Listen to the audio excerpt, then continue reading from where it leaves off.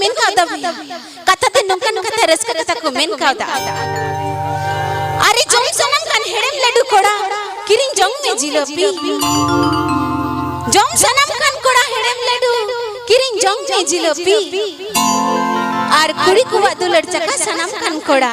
बोलो जोंग में मिठ छडुई कुड़ी हो हरा तोरा चिली बिल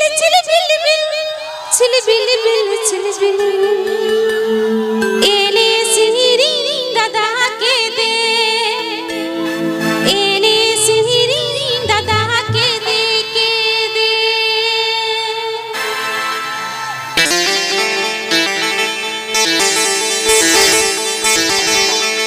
आप पे अंजुम दा सोमा 4 YouTube चैनल।